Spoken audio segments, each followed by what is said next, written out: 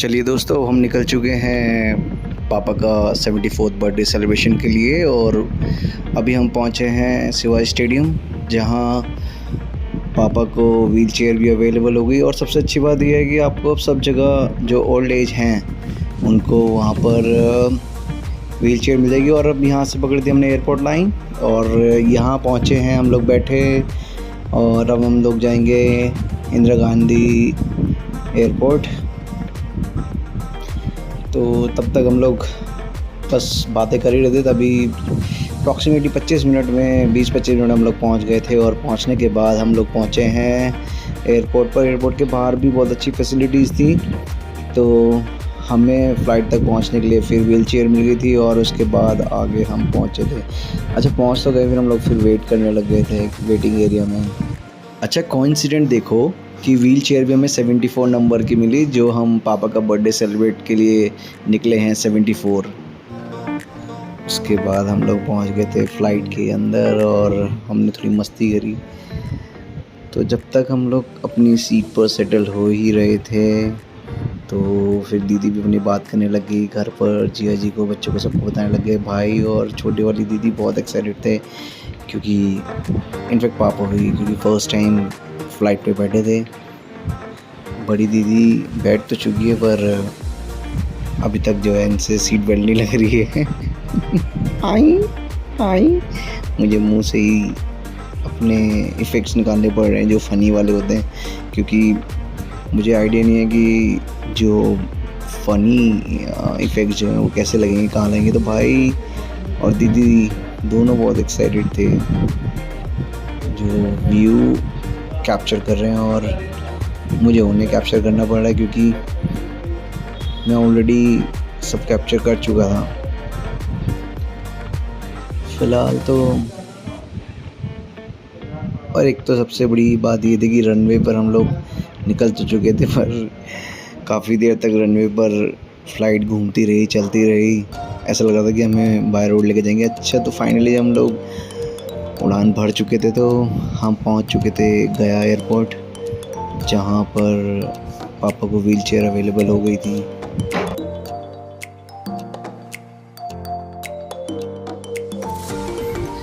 अच्छा, ये मोमेंट भी कैप्चर करना बहुत ज़रूरी है, क्योंकि मेमोरेबल चीज़ें होती हैं ये, और बहुत अच्छा लगा। मेरा एक ड्रीम था कि हाँ, पापा को मैं बोध गया घुमाऊँ, और ये क्योंकि पापा भगवान बुद्ध के अनुयायी रहे हैं स्टार्टिंग से ही, जवानी से ही, और भगवान बुद्ध को बहुत मानते हैं, उनके सिद्धांतों पे बहुत चलते हैं। सो फाइनली हमारे एक फ्रेंड है आनंद यहीं से हैं, गया से, और हमें गाड़ी से ले जाकर होटल में पहुंचाया। और उसके बाद सब रेस्ट कर रहे हैं, दीदी लोग थोड़ी मस्ती, और हम लोग देख रहे थे IPL मैच। और रात हो चुकी थी, थक चुके थे सब, तो हमने सोचा थोड़ा सा रेस्ट करें, एंजॉय करें, बिकॉज़ हमें नेक्स्ट डे बोध गया टेम्पल के लिए रेडी होना था। तो फाइनली हम रेडी हुए और होटल से निकलकर हम लोग बोध गया टेम्पल के लिए निकल चुके थे। हम लोग टेम्पल से हार्डली 15-20 मिनट्स का रास्ता था होटल से बोध गया टेम्पल के लिए। अगेन व्हील चेयर भाई लेकर के आए। तो अच्छा, मोबाइल अंदर अलाउ नहीं थे, तो हम लोग अंदर जाते गए, चले गए, अंदर घूमते रहे, घूमते घूमते फाइनली हमने जो अंदर प्रोफेशनल फ़ोटोग्राफर्स हैं उन सब ने फ़ोटो खिंचवाई। और नेक्स्ट ये जो फ़ोटो है, ये मेरी मम्मी के साथ और मेरे पापा के साथ 2017 में भी पापा को मेरे साथ आना था, बट उस टाइम पर भी पापा का एक्सीडेंट हो गया था, तो वो व्हील चेयर पर ही थे। सो फाइनली मैंने अपने फैमिली के साथ, भाई बहन के साथ अपना ट्रिप बनाया। और इसके बाद हम लोग पहुँचे थे विष्णुपद, जहाँ पर पितरों की पूजा होती है। तो बहुत अच्छा प्लेस है। तो यहाँ पर भाई और मैं दोनों ने पूजा करी थी, और उसके बाद आगे दीदी लोग भी एंट्री करे, क्योंकि पापा के पास भी रुकना ज़रूरी था, तो दो लोग एंट्री करके गए थे। और उसके बाद हम फाइनली निकले राजगीर एक ऐसी जगह है जहाँ पर जंगल सफारी होती है। जंगल सफारी मीन्स कि मतलब एक वहाँ पर ग्लास ब्रिज भी बनाया है। आई थिंक नीतीश सरकार है वहाँ पर, तो उन लोगों ने ग्लास ब्रिज बनाया है एक जगह है, सेम जगह पर। ये पुलिस वाले भी आए थे, इन्होंने रोका था क्योंकि आचार संहिता लगी थी, इलेक्शन का टाइम था। तो रास्ते में हम लोग जाते गए, फाइनली पहुँचे हम लोग राजगीर। तो राजगीर की एंट्रेंस ही बहुत अच्छी थी, बहुत क्लासिक थी और बड़ा अच्छे फ्लावर्स, कलरफुल फ्लावर्स थे। और लकीली हमें यहाँ भी व्हील चेयर मिली। ये देखिए, ये वाली जो ये बस है, ये जंगल सफारी में बहुत काम आती है क्योंकि अच्छा, ये हमने स्पेशली अपने लिए ही बनवाई थी। ये जो ट्रैक है, ये जो आपको साइड में लेफ़्ट में जो आपको ये वॉल दिख रही होगी, उस साइड पे सारे जंगली जानवर हैं। और ये जो साइड है, ये जा रहा है ग्लास ब्रिज की तरफ। ग्लास ब्रिज की हाइट बहुत लंबी है और रास्ते में आपको कोई यहाँ पर वो नहीं मिलेंगे जंगली जानवर, क्योंकि वो उनका दूसरा साइड था। और यहाँ तक भी थोड़ा मैं पापा के साथ मस्ती कर रहा था। मैं पापा को बोल भी रहा था कि थोड़ा हंसो, स्माइल करो।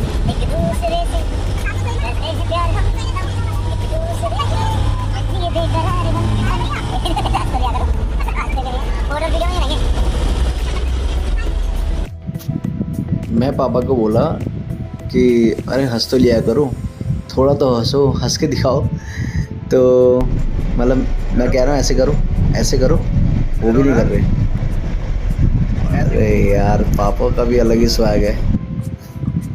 ये भाई का भी अलग स्वैग है। भाई कहीं भी बैठा लो इन्हें, बस में बैठा लो, गाड़ी में बैठा लो, मेट्रो में बैठा लो, फ्लाइट में बैठा लो, कहीं भी बैठा लो, बस सोते रहना है कहीं भी। जैसे ही मौका पड़ेगा, ये देखो अल्टीमेट।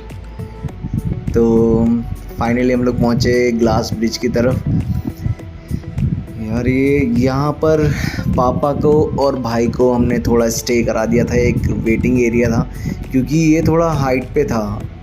और मुझे लगता है कि जितने भी ओल्ड एज वाले हैं वो ना जाएं तो अच्छा ही है, क्योंकि नीचे सारी खाई थी और यहाँ पर चढ़ते हुए भी बहुत हालत ख़राब हो रही थी। तो और पापा चल लेते हैं, बट मोस्टली क्या है कि व्हील चेयर पे थे, और चल भी लेते तो नॉर्मल हल्का फुल्का 50 स्टेप चल देंगे, बट यहाँ पर बहुत ज़्यादा हाइट पे जाना था। तो यहाँ पर भी हम लोग आगे चलते चले गए और फाइनली हमारा एक्चुअली 1 बाय 1 करके भेज रहे थे कुछ ग्रुप्स के साथ, क्योंकि ज़्यादा वेट भी नहीं डाल सकते ग्लास ब्रिज पर। तो हम लोग जब चढ़ रहे थे इस पर, तो पर्टिकुलर 8 से 10 लोगों का ग्रुप भेजा जा रहा था और हम लोग यहाँ पर 3 4 5 लोग थे। और भाई को पापा के साथ रोक दिया था थोड़ा रेस्ट के लिए, क्योंकि पापा भी थक गए थे। ये देखिए सामने, आप हाइट देखोगे, अभी थोड़ा और आगे जाएंगे तब देखना आप। अभी तो बस यहीं से थोड़ा सा वीडियो बना रहे थे हम लोग, और चलते चलते भी ना स्पीड पूरी स्लो हो गई थी। मतलब चल अच्छे से रहे थे, बट डर इतना लग रहा था, यहाँ पर स्पीड ही स्लो हो गई थी भाई साहब, बहुत हाइट थी। ये भी हमारा एक फ्रेंड है, मतलब आनंद जो गया से हैं उनके फ्रेंड हैं, इन्होंने ही यहाँ का सजेस्ट किया था कि आप राजगीर घूमो। और बहुत हाइट थी भाई, बहुत ज़्यादा डर लग रहा था। मतलब थे हम ग्लास पर, और बहुत मोटी लेयर के साथ ग्लास लगी है इसमें। एक तो होता है नॉर्मल नहीं, बहुत मोटी लेयर के साथ, और बहुत साफ़ सुथरा था। और नीचे हमने शू कवर्स पहने हुए थे, क्योंकि शूज़ अलाउ नहीं है वहाँ पर। और आपको लग रहा है कि शायद यहाँ से कि ये ज़्यादा हाइट है, पर बहुत ज़्यादा हाइट था। ये आगे पहले नैरो है, फिर आगे जाकर राउंड में हो जाता है ये। तो फिर सब लोग, मतलब ऑब्वियसली वहाँ पर आप सेल्फी भी ले सकते हो, वीडियो भी बना सकते हो। तो सभी लोग 1 बाय 1 थोड़ा सा एज में जा कर के फ़ोटो खिंचवा रहे थे। और तो सबसे पहले दीदी लोग ही फ़ोटो खिंचवाने लगे थे, हमारा तो नंबर ही बहुत बाद में आया था। तो पहले दीदी ने करवाया सिंगल फ़ोटो। ये मेरी बड़ी दीदी हैं आरती दीदी, और ये मेरी छोटी दीदी हैं संत दीदी। फिर हम तीनों एक ग्रुप फोटोग्राफी हुई, और उसके बाद मैंने सोचा थोड़ा सा कोई रील्स के लिए एक वीडियो बना लेता हूँ। तो गाने का मुझे पता नहीं, गाना मैं ऐड कर दूँगा बाद में।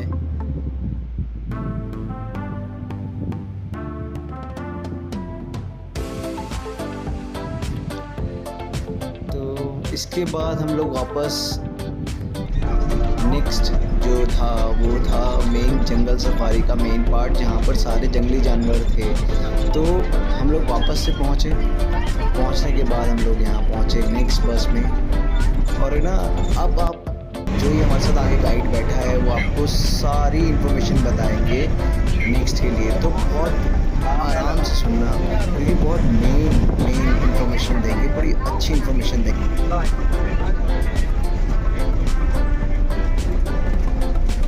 तो जनता को मिरर वाले में प्रवेश करें, दोनों साइड विंडो की तरफ नजर बनाए रखें। यहाँ पे इनवर्स दिखे, कोई गारंटी नहीं कि आपको किधर दिखेंगे, लेफ्ट में, राइट में, करीब में, दूर में, सोते, बैठे, चलते, या फिर नहीं भी दिख सकते। तो गेट पर यहाँ पे जाते जंगल में नहीं भी जा सकते, बट हम लोग यहाँ पे केज में गाड़ी के अंदर बंद, और हम लोग को जो रास्ता मिला उसी रास्ते पर ही चल सकते, उस रास्ते से बाहर हम लोग नहीं जा सकते। तो चलते सो फर्स्ट जो हमें दिखने थे जंगल के अंदर, उसमें वो दिखना था हिरन, और हम चलते चले गए। लकीली हमें स्टार्टिंग में ही बहुत जल्दी हिरन दिखे। ये देखो ये दिखे हमें, ये देखिए। यहाँ देखिएगा कुछ हिरन यहाँ पे दिख रहे हैं। ये जो डियर आप लोग देख रहे हैं इसको स्पॉटेड डियर बोलते हैं, चीता डियर। सबसे खूबसूरत ये कौन सा है जो पीछे? नील गाय है, ओके। और ये नील गाय का मेल है सर, और इस साइड ये जो बड़ा सा दिख रहा है ये फीमेल है। अच्छा, वो फीमेल है। हाँ, ये फीमेल है। और जनरल में जिसके ऊपर आपको हॉर्न दिख जाए, सिंग दिख जाए, वो मेल होता है, बिना सिंग वाले फीमेल होता है। धन्यवाद।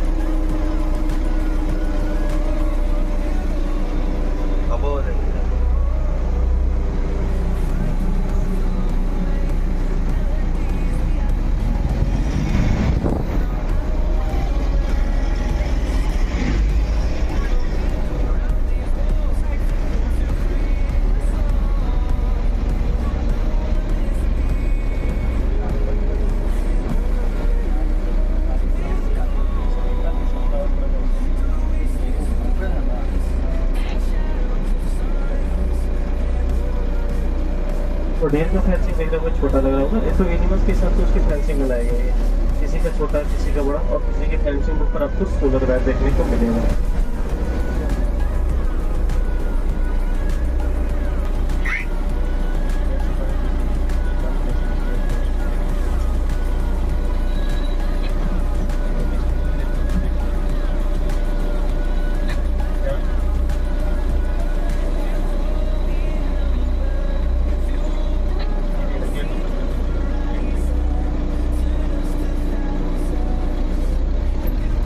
गेट सफारी में चलते हैं। यहाँ से हम लोग का गेट सफारी स्टार्ट होगा, बेयर सफारी। भालू की बात करें तो यहाँ पे जो भालू है, स्लॉटर भालू है, कदारी भालू जिसको लोग बोलते हैं, वही भालू यहाँ पे। तो सफारी भी नया है, इसलिए नेक्स्ट हमारा जो केस था वो भालू का था, बियर करेगा नहीं करेगा, इसलिए गेट को कवर करेगा। सामने देखिएगा गेट के पास आपको भालू टहलते हुए दिखेगा। हम लोग चलते हैं, अंदर भी चलेंगे, सभी केस हम लोग लौट जाएंगे, तो अंदर चलेंगे। फिर सफारी भालू की बात करते हैं, यहाँ पे सिर्फ भालू की जो संख्या है वो एक मेल और एक फीमेल है। जो मेल उसका नाम भोला है, जो फीमेल उसका नाम सुंदरी है। और ये जो गेट पे घूम रहा है ये मेल भालू है, भोला नाम है इसका। इसके नेल्स जो होते हैं, नाखून जो होते हैं, बहुत ही बड़े होते हैं, और वही इनके हथियार भी होते हैं। इसका फेंसिंग भी सोलर वायर से गिरते हैं, क्योंकि भालू पेड़ पे चढ़ने वाले एनिमल है, तो पेड़ पे चढ़ जाते हैं तो फेंसिंग के नाम से जा सकते हैं। फेंसिंग को पार न कर पाए इसलिए इसका फेंसिंग सोलर वायर से गिर दिया गया है।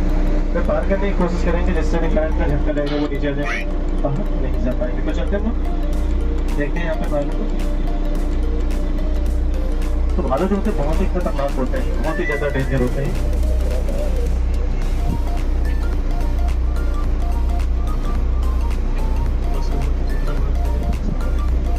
ये इस साइड नहीं आएगा, इस साइड नहीं आएगा, ये गया।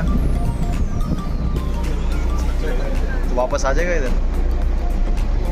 गेट पे घूमते रहना, अभी घूमेगा। शाम का समय हो गया सर तो दिख भी गया ये। अच्छा। पहले से दिख नहीं रहता ऐसे। ये यहाँ पे अभी जस्ट आया ये। अगर यहाँ पे ये रहता है तो हम लोग की एंट्री नहीं होती यहाँ से, बट हम लोग की एग्जिट हो गई थी उधर से, इसीलिए हम लोग को एंट्री करना पड़ा इधर से। तो वापस जाओगे? नहीं नहीं, यहाँ से नहीं जाना है। अगर पहले से यहाँ होता तो हम लोग की एंट्री नहीं होती।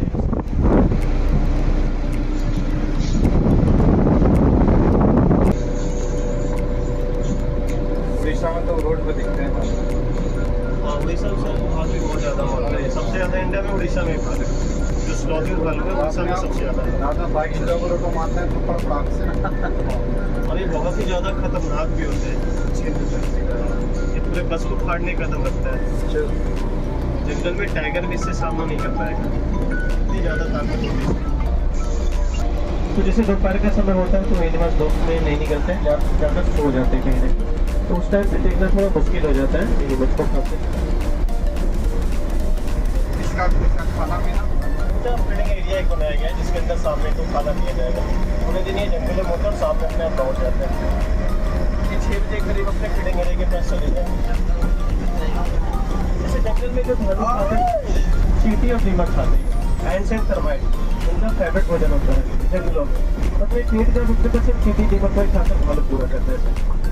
ऐसे भालू तो पेड़ पे भी जा सकते हैं, तो जिससे फल का जो पेड़ होता है, जिससे में बेल का पेड़ है, जामुन का पेड़ है, ये सब जो यहाँ पे है इनको खा लेते हैं लोग, पेड़ पे जा सकते हैं। और उसका जो बीज होता है वो जंगलों में फेंक देते हैं, जिससे प्लांटेशन का भी काम कर लेते हैं भालू इसमें। इसलिए भालू को जंगल की धड़कन भी कहते हैं। और इन्हें हनी भी बहुत ज़्यादा पसंद होता है, शहद मिल के ऊपर चढ़ के शहद भी खा लेते हैं। और इन्हें नशेड़ी में भी बोलते हैं सब भालू। नशा नहीं करते हैं महुआ का। महुआ बहुत ही ज़्यादा पसंद होता है भालू को। महुआ का नशा करना बहुत ही पसंद करते हैं भालू, इसलिए भालू को नशेड़ी जैसे बोला जाता है।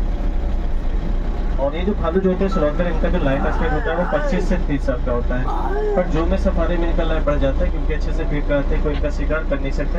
इनका जो लाइफ स्पैन होता है वो 25 से 30 साल होता है, बट जू में सफारी में इनका लाइफ बढ़ जाता है थोड़ा, क्योंकि अच्छे से फीड कराते हैं, कोई इनका शिकार कर नहीं सकता। समय से इनको मेडिकल सुविधा यहाँ पे मिल जाती है, इसी कारण से इनका लाइफ थोड़ा सा बढ़ जाता है। इसमें एक भालू थे जिसका नाम था गुलाबो, भोपाल का जो था जहाँ उसका देहांत हुआ था। गुलाबो जो थी वो सबसे ज़्यादा दिनों तक जीने वाली भालू थी। उसे एक मदारी के पास से 2007 में रेस्क्यू किया गया था और जनवरी 2021 में उसका देहांत हुआ था। वो 40 सालों तक जिंदा रहने वाली पहली भालू थी, वो 40 साल तक जी सकी थी। तो अभी हम जिस रास्ते पे चल रहे हैं, बाहर का रास्ता है, सेफ जोन है ये। इधर आपको कोई भी खतरनाक जानवर देखने को नहीं मिलेगा। जो पहले से जंगल में एनिमल है वो देख सकते हैं, जैसे में वाइल्ड बोर जो है, जंगली सुअर वो देख सकते हैं, सियार देख सकते हैं, नीलगाय देख सकते हैं, ये सब देख सकते हैं। ये पहले से जंगल में ये सब देखने के चांसेस हो सकते हैं। तो नेक्स्ट हम लोग चलेंगे लेपर्ड सफारी में तेंदुओं को ढूंढने के लिए। तो 3 सफारी हम लोग का और बचा हुआ है, लेपर्ड, टाइगर एंड लायन। तो बारी बारी से इन तीनों को भी विजिट करेंगे। साथ ही जो मांसाहारी ग्रोथ होते हैं उनके लिए 3 सफारी, वो सब ये सब नहीं खाते, वो सब सिर्फ मांस खाते हैं। जैसे भालू ओमनिवोरस में आता है और जन हर्बीवोरस में आता है, यानी कि शाकाहारी होते हैं, और भालू सर्वाहारी होते हैं, और ये जो होते हैं मांसाहारी होते हैं।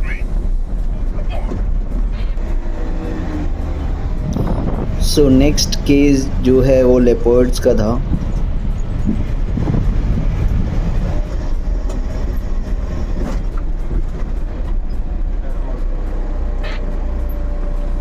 हम लोग का ट्रक सफारी लेपर्ड यानी कि तेंदुआ कैट फैमिली का सबसे खतरनाक एनिमल से मानते हैं। ये छिपकर मार करता है, घात लगाकर शिकार करता है, साइलेंट किलर के नाम से जाना जाता है इसे। और इस सफारी का सबसे टफ जोन माना जाता है लेपर्ड का जोन। बहुत ही रेयर दिखने वाला एनिमल होता है, बहुत रेयर। बहुत कम लोग हैं इस सफारी में अभी तक जो आए हैं, बहुत कम लोग हैं उसमें जो कि लेपर्ड को देख पाए हैं अभी तक सफारी में। क्योंकि हम लोग को भी कभी कभी ऐसा होता है कि हम लोग भी 10-10, 12-12 दिन पे एक बार देख पाते हैं इसे करीब। बहुत ही मुश्किल होता है। ये छिपकर रहना पसंद करते हैं। ये साई नेचर के शर्मीले एनिमल होते हैं। लेपर्ड की बात करें तो लेपर्ड की संख्या टोटल 6 है यहाँ पे, बट बहुत ही ज़्यादा रेयर होता है। सुबह से किसी भी बस को दिखता नहीं लेपर्ड। आज की बात करें, ऐसा नहीं कि कल दिख जाता है, तो बहुत ही रेयर दिख पाते हैं, कभी कभी किसी को दिख पाते हैं, बहुत रेयर चांस होता है। ये साई नेचर शर्मीला जानवर होता है। जंगल का सबसे ज़्यादा शर्मीला एनिमल होता है लेपर्ड। और अपने बॉडी को छिपाने में माइंड होता है, अपने बॉडी को भी कैमोफ्लेज कर लेता है। इससे ऊपर का जो कलर होता है येलो होता है, नीचे से व्हाइट होता है, बट इसके पूरे शरीर पे आप देखेंगे तो गुलाब की पंखुड़ी की तरह काला काला धब्बा होता है। तो काले धब्बे जो होते हैं उसके शरीर में छिपने में इसकी बहुत ज़्यादा मदद करते हैं, आसानी से बॉडी को छिपा देते हैं। और इसकी दौड़ने की रफ्तार जो होती है 58 किलोमीटर पर आवर से 58 किलोमीटर पर आवर से लेपर्ड दौड़ सकते हैं। इसलिए लेपर्ड जो होते हैं ज़्यादातर घात लगाकर शिकार करते हैं। जब भी घात लगाते हैं तो एक ही जगह पे एक ही पोजीशन में अपने आप को घंटों तक रख सकते हैं। जब तक शिकारी से करीब नहीं आ जाता तब तक ये बाहर निकल कर उस पर अटैक भी नहीं करते। देखते हैं, अगर दिख जाए तो अच्छी बात है।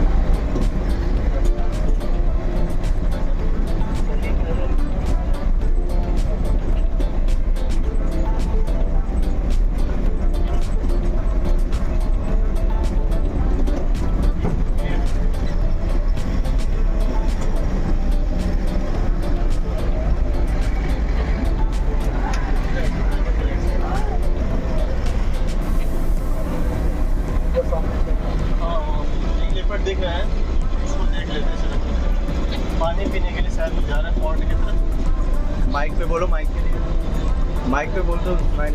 एक लेपर्ड दिख रहा है सर इस साइड में, अभी लगता है पानी पीने के लिए जा रहा है वो। ये देखिए यहाँ पे दिख रहा है। वही रहा बबल, बोरा सामने तेंदुआ। ये सुबह से नहीं दिखा है, पानी पीने के लिए निकला हुआ। ये इसका पॉन्ड बनाया गया है यहाँ पे, तो पानी पीने के लिए आ जाते हैं कभी कभी, इसी रेयर केस में ये दिख जाते हैं। पीछे दिख रहा है पानी, तो पानी पीने के लिए आ जाते हैं कभी कभी। शाम के समय में आप आके बैठ जाते हैं। अरे बाप रे, डर गया वो भी। नहीं, वो डरा नहीं, उसकी कोई दिक्कत। बस से यूज टू हो गया सर, बस वो एक नेचर का पार्ट समझ लेना। अच्छा, जैसे बस आ रही है, हम लोग उसको डिस्टर्ब थोड़ी कर रहे कुछ भी। हाँ, बस ये बस के करीब ज़्यादा नहीं आते और बस पे अटैक नहीं करते।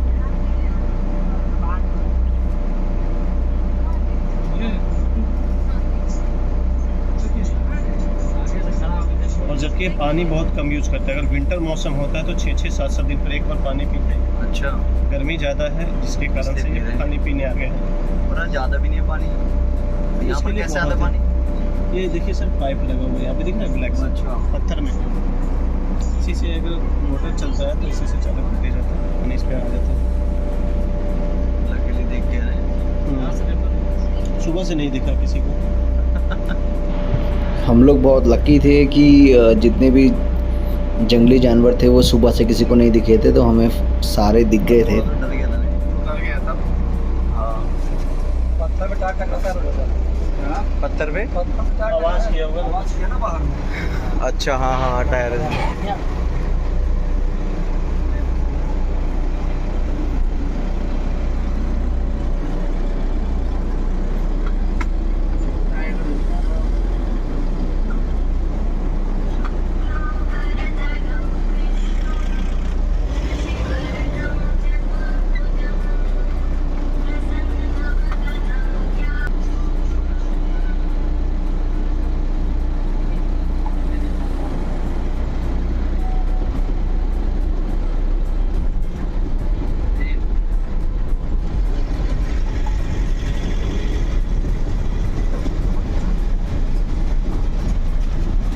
ताकत इतनी ज़्यादा होती है, करने से 2 मिनट लगभग 150 केजी तक का वजन का शिकार करते हैं और आसानी से पेड़ों पे ले जाकर खाना ही पसंद करते हैं। और ज़्यादातर ये पेड़ों पे रहना ही पसंद करते हैं। जंगल में लेपर्ड जो होते हैं छोटे छोटे डियर को, छोटे छोटे हिरन को अपना शिकार बनाते हो। और ज़्यादातर जिससे उनका शिकार वो जंगल में करते हैं। जो स्पॉटेड डियर होते हैं, तो चीतल हिरन को पीछे देखे तो उसका शिकार वो जंगल में ज़्यादातर करना पसंद करते हैं। बट कभी कभी आप लोगों ने वीडियो के माध्यम से देखा होगा कि कभी कभी लेपर्ड जो होते हैं शहर में, गाँव में चले जाते हैं। तो शहर में जब गाँव में चले जाते हैं तो वहाँ जाने के बाद कुत्तों का शिकार करना ज़्यादा पसंद करते हैं। कुत्ते जो होते हैं लेपर्ड के सबसे फेवरेट भोजन होने जाते हैं और इंसान के छोटे छोटे बच्चों पे भी अटैक करते हैं। छोटे बच्चे छोटे एनिमल्स पे लेपर्ड ज़्यादातर अटैक करना पसंद करते हैं क्योंकि ये जो गाइड हमारे साथ बैठे थे इनको बहुत ज़्यादा नॉलेज थी जंगल के बारे में, एनिमल्स के बारे में। तो ये जो भी बताया ना, आप ध्यान से सुनना, बहुत अच्छी इन्फॉर्मेशन दे रहे थे।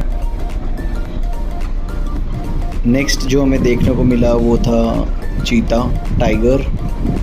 चलिए देखते हैं।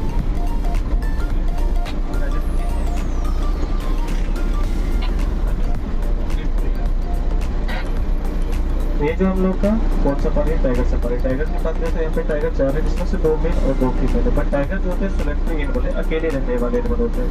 और एक टाइगर अपना टेरिटरी बनाता है, एरिया बनाता है। और एक टाइगर का जो एरिया होता है बहुत ही बड़ा होता है, 25 किलोमीटर स्क्वायर से लेकर 60 किलोमीटर स्क्वायर तक का एरिया एक टाइगर रखता है। एरिया को डिपेंड करता है कि उसके एरिया में हिरन कितना है। अगर हिरन की संख्या 60 किलोमीटर स्क्वायर में भी कम है तो 100 किलोमीटर स्क्वायर तक का, 100-150 किलोमीटर स्क्वायर तक का एरिया बना सकते हैं। एरिया मार्किंग जो करते हैं, टाइगर अपना यूरिन का इस्तेमाल करते हैं, टॉयलेट का स्मेल का इस्तेमाल करते हैं। और एक टाइगर का एरिया इतना बड़ा होने का यहाँ पे एरिया बहुत ही छोटा दिया गया, 1 किलोमीटर स्क्वायर से भी इलाका कम है यहाँ पे टाइगर का। तो एरिया छोटा होने के कारण यहाँ पे टाइगर को अल्टरनेट चलकर छोड़ते हैं, एक क्रॉस तो दूसरे को कर, क्योंकि अगर इन्हें साथ में छोड़ दे तो एक दूसरे का भी हमला कर सकते हैं। मेल और फीमेल टाइगर के जो होते हैं उम्र साथ में नहीं होते हैं। इसका जो मैट्रिक्स होता है, खासकर विंटर मौसम होता है, उसी समय साथ में आते हैं। वो भी कुछ समय के लिए 10 से 12 दिनों के लिए साथ में आएंगे, उसके बाद फिर से अलग हो जाएंगे। और जो फीमेल टाइगर अपने बच्चों को जन्म देते हैं तो मेल टाइगर के इलाके से वो दूर लेकर चले जाते हैं, क्योंकि मेल टाइगर अपने बच्चों को खुद मार देते हैं। खासकर जो मेल बच्चे होते हैं वो समझते हैं मेल टाइगर की आने वाले समय में हमारे साम्राज्य से कब्जा कर लें, क्योंकि टाइगर जब जवान होगा तो वो मेल टाइगर जो होगा वो बूढ़ा हो जाएगा, तो उसके एरिया पे कब्जा न करे, इसलिए बच्चे को बचपन में खत्म करने की कोशिश करते हैं। बट फीमेल टाइगर प्रोटेक्ट करती है अपने बच्चे को मेल टाइगर से। तो आज हम लोग जो टाइगर सफारी बाहर देख सकते हैं, इसी टाइगर बाहर है, फीमेल टाइगर बाहर है, नाम उसका देवी। कैट फैमिली का जो सबसे बड़ा एनिमल होता है वो टाइगर होता है। और कैट फैमिली में अगर किसी को पानी पसंद आता है तो टाइगर को आता है। टाइगर पानी में रहना बहुत ज़्यादा पसंद करता है।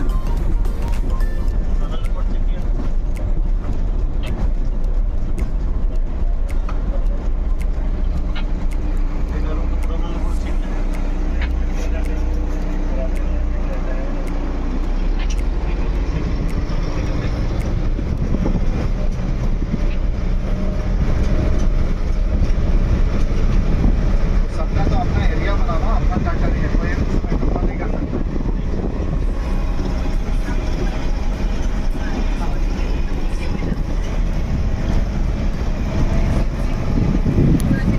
और फाइनली हमारी जो बस थी उसके आगे हमें एक टाइगर दिखा चलता हुआ, और सामने से भी एक बस आ रही थी, जिसकी वजह से हमें थोड़ा सा स्लोली हमें चलना पड़ा और टाइगर से पीछे रखा, क्योंकि वो हम उसके ट्रैक पर चल रहे थे, क्योंकि वो तो इसी टाइगर का एरिया है ये।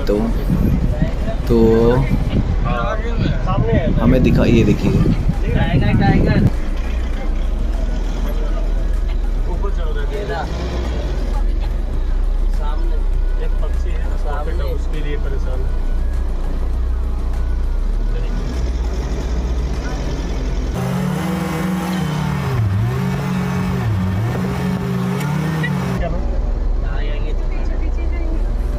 क्या करें, जब तक वो रास्ता ना दे हम लोग कैसे चलते हैं उस पर, और उसको हम लोग डिस्टर्ब नहीं कर सकते,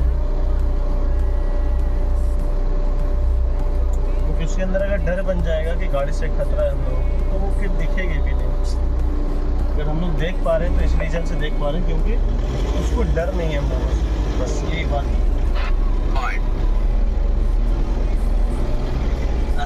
सीधा निकल दी।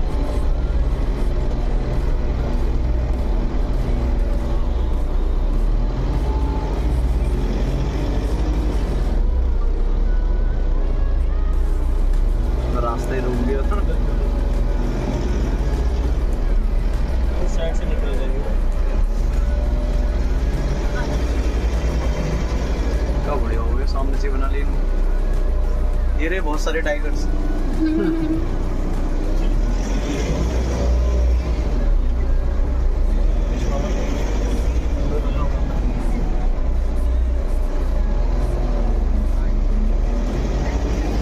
ये बहुत दुबला पतला है, खाना वाना नहीं मिलता है। बस पीछे से देखने पे ऐसा लगता है। उसका वेट जो है सिलेक्शन 43 kg है। 143। सो नेक्स्ट हमें देखना था लायन, शेर, जंगल का राजा जिसे कहते हैं, बब्बर शेर।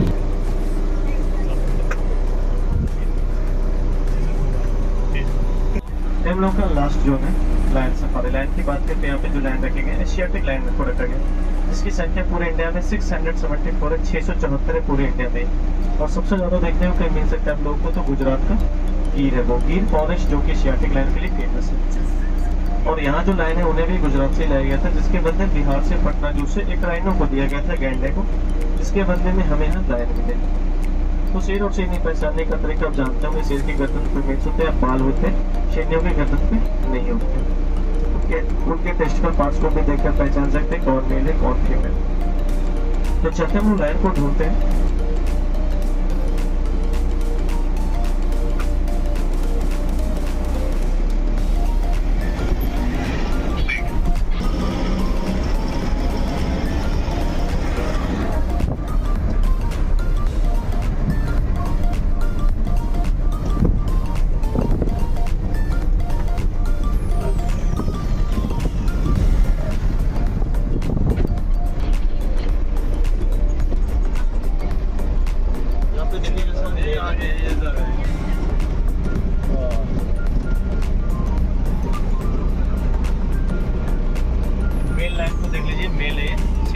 सो रहा है ये भी? का राजा ये सब बहुत आलसी होता है, 18 से 20 घंटे सोता है घर में।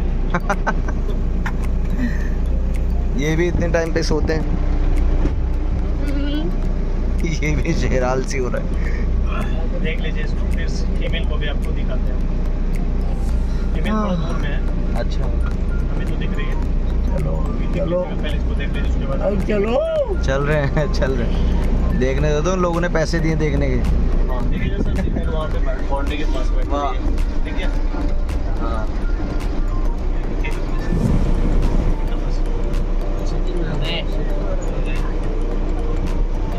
सामने एक नंबर। ये दोनों रूस के भी बैठे हैं। जैसे ये सर्वोत्ती थोड़ा एग्रेसिव है, तो देख रहे हैं वो वहाँ पे एक जाल लगा हुआ है, जिसमें तो कभी जंगल सफारी की मेन बात ये थी कि ग्लास ब्रिज के अलग चार्जेस थे और जहाँ पर एनिमल्स है उसके अलग चार्जेस थे। नेक्स्ट हम लोग जो थे वो एक म्यूज़ियम में हम लोग एंटर करे, जहाँ पर बहुत अच्छी अच्छी चीज़ें रखी थी। और ये देखिए सीनरी कितनी अच्छी अच्छी थी, और ह्यूमंस का जैसे मतलब वाह वाह, ये देखिए कि कैसे कैसे हम लोग डेवलप हुए ह्यूमंस का। पूरा स्टार्ट टू एंड सारी चीज़ें बनाई और बड़ी अच्छी स्कल्पचर थे। और ये सब चीज़ें भी थी जिसमें जो हमें देखने को मिला, वो सब चीज़ें जो जंगल सफारी में दिखी वो सब था। हाँ, शो देखने। और एक ऑडिटोरियम था जहाँ पर मूवी चल रही थी, और इस मूवी में ये दिखाया गया कि हम लोग नेचर के साथ में क्या क्या खिलवाड़ कर रहे हैं, जो कि हमें नहीं करना चाहिए। खैर मानता तो कोई है नहीं, और फिर भी हमें नेचर के साथ में ज़्यादा खिलवाड़ नहीं करना चाहिए। चलिए सुनते हैं क्या कहा। सूरज की रोशनी पर निर्भर है। जी हाँ जनाब, सिर्फ ये जंतु, मछलियाँ, पेड़ पौधे ही नहीं, बल्कि बैक्टीरिया जैसे सूक्ष्म जीव भी सूरज से ऊर्जा पाकर खिलखिला उठते हैं। ये देखो मिस्टर ऊदबिलाव, कितने मजे ले रहा है। देखा इसे, अपने चेहरे की पोजीशन ऐसे बदल रहा है जैसे किसी स्पा में स्टीम ले रहा हो। और वो चली मैडम व्हेल इठलाते हुए सनबाथ लेने। और ये जोकर मछली यानी क्लाउन फिश, ये तो गाना भी गाती है भाई, बिना किसी सुरताल के। हाँ, ये राख समुद्री जानती है, और कोई खतरा महसूस होने पर ये कभी मुर्राती है और कभी चहकती है। क्लाउन फिश है ना। और ये डॉल्फिन हमारे स्मार्टफोन से भी ज्यादा स्मार्ट है। ये अपनी आवाज का इस्तेमाल सोनार की तरह करके एकदम सही दिशा में तैरती और एक दूसरे को संदेश भेजती है। जी हाँ, ईमेल या व्हाट्सएप से भी तेज। गूंगा चट्टानें यानी कोरल रीफ दुनिया की सबसे विविध इकोसिस्टम्स में से है। इन चट्टानों को अक्सर समुद्र के वर्षावन कहा गया है। आइए समुद्र में वर्षा, अजीब बात है ना। अरे दरअसल इनका नाम इनके आसपास बसे इन जीवों की विविधता के कारण पड़ा है। इनमें से कुछ मूंगे गर्म उथले समुद्र में तो कुछ ठंडी अंधेरी गहराइयों में रहकर हमारे इकोसिस्टम के संतुलन को बनाए रखते हैं। पौधे हमारे इकोसिस्टम का एक बहुत ही महत्वपूर्ण हिस्सा है और पानी में ऑक्सीजन का सबसे बड़ा स्रोत है। इस नीले पानी में मौजूद कई पौधों में से एक बहुत ही महत्वपूर्ण पौधा है फाइटोप्लैंक्टन, जो पूरी दुनिया की ऑक्सीजन की जरूरत का लगभग 50% बनाकर हमारा अस्तित्व बनाए रखता है। इन समुद्रों में पहुंचने वाली सूरज की रोशनी की मात्रा के हिसाब से उन्हें 3 क्षेत्रों या परतों में बांटा गया है। सतह के सबसे नजदीक वाली परत को यूफोटिक जोन या सनलाइट जोन कहा जाता है। जाहिर है कि यहाँ सूरज की सबसे ज्यादा रोशनी पहुंचती है और 90% समुद्री जीवन इसी परत में मौजूद है। अगली गहरी परत को डिस्पोटिक जोन या ट्वाइलाइट जोन कहा जाता है। इस परत तक सूरज की सिर्फ 1% रोशनी पहुंचती है, जो पौधों के जिंदा रहने के लिए काफी नहीं है। तीसरी और सबसे गहरी परत एफोटिक जोन या मिडनाइट जोन है। यहाँ सूरज की रोशनी बिल्कुल नहीं पहुंचती। ये परत पूरी तरह से अंधेरी और ठंडी होती है, बिल्कुल किसी हॉरर मूवी के सीन जैसे। ये कई जगह पर इतनी गहरी होती है कि यहाँ आसानी से माउंट एवरेस्ट जैसे ऊंचे पहाड़ भी समझ सकते हैं। और इसकी सबसे गहरी जगह है प्रशांत महासागर में मरियाना ट्रेंच। महाद्वीपीय तटों के साथ लगे उतने समुद्री इलाकों तक पहुंचना आसान है, लेकिन ये समुद्र का सिर्फ 10% है। समुद्र की गहराई जितनी बढ़ती जाती है उतने ही वहाँ के हैरत अंगेज जीव जिन तक पहुँचना मुश्किल होता जाता है। ये समुद्री जीव पहले तो अपनी खूबसूरती से आपको छलते हैं और फिर अचानक एक खतरनाक रूप ले लेते हैं जिनसे बचना मुश्किल ही नहीं नामुमकिन है। और ये क्या, अचानक ये रोशनी कहाँ से आई? ओहो, ये तो जेलीफिश का झुंड है जिनकी रोशनी एकदम डिस्को लाइट की तरह लगती है। वाह, ये बिना बात, अब सभी बड़ी छोटी मछलियां इन चमचमाती डिस्को लाइट को देखकर पार्टी करने आई। और फिर यही रोशनी उन्हें बेरहमी से दबोचकर उनका शिकार करके अंधेरे में वापस गायब हो जाएगी। लेकिन सभी शिकारियों को छलांग से लुभाना नहीं पड़ता। सबसे घातक शिकारियों में से है शार्क, जैसे ग्रेट व्हाइट और टाइगर शार्क। शार्क आमतौर पर सूरज ढलने के बाद अंधेरे में शिकार पे निकलती है समुद्री जीवों का यमराज बनकर। आज तक शार्क की 500 से ज्यादा प्रजातियों का पता चल चुका है। ये हर तरह के खुले महासागरों में, मूंगे की चट्टानों में, आर्कटिक की बर्फ के नीचे और समुद्र की अंधेरी गहराइयों में पाई जाती है। और ये है समुद्री घोड़ा, जो तबड़क तबड़क नहीं, छप छप छप छप करता है, यानी दौड़ता नहीं, तैरता है। हमने इन समुद्रों के बारे में बहुत कुछ जाना है, पर अभी भी बहुत कुछ जानना बाकी है। ये सागर गहरे और विशाल गहराइयों में पनपने वाली 17,000 से अधिक प्रजातियां मानो किसी कल्पना से कम नहीं। किसी खूबसूरत एंजल की तरह दिखने वाले जीवों के साथ साथ न जाने और क्या क्या देखने को मिले।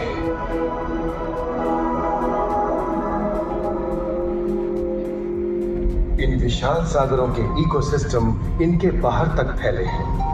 खारे पानी की खाड़ियां, समुद्रों, समुद्र तटों और नमकीन दलदली इलाकों तक।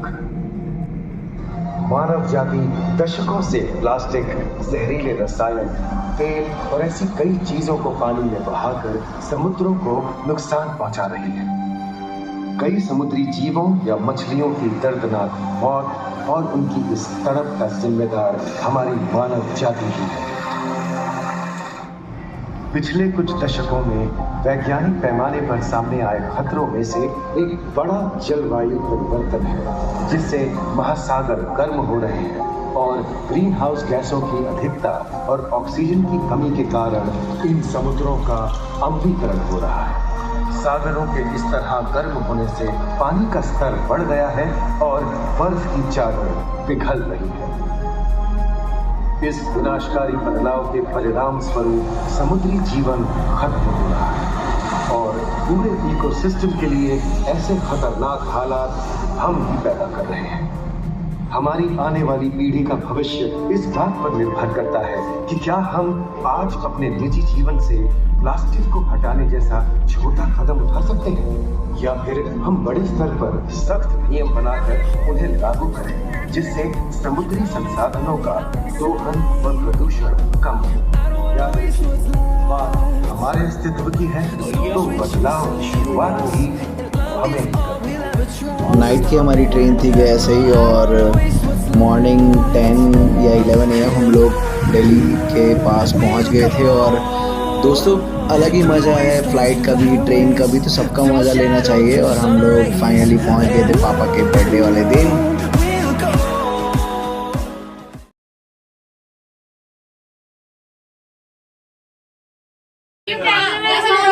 Happy birthday to you. Happy birthday to you. Happy birthday dear Mama. Happy birthday to you. May God bless you. May God bless you. Happy birthday, happy birthday, happy birthday to you. मैं अपने दिल की बात बताऊं तो मुझे बहुत सुकून था और मुझे बहुत खुशी थी कि मैंने अपने माता पिता को उनके जीते जी फ़्लाइट में बिठा दिया, क्योंकि इन लोगों की बहुत इच्छा थी, क्योंकि ये मेरी हर जगह तारीफ़ करते थे कि हमारा बेटा बहुत फ़्लाइट में घूमता है, इधर उधर जाता है, सब जगह घूमता है, हम आज तक नहीं बैठे। तो मुझे बहुत सुकून था कि मैंने अपने मम्मी पापा दोनों को फ़्लाइट में बिठा दिया। मम्मी इस दुनिया में नहीं है, अगर ज़िंदा होती तो मैं और घुमाता उनको, और पापा को तो अब घुमाना ही है और भी।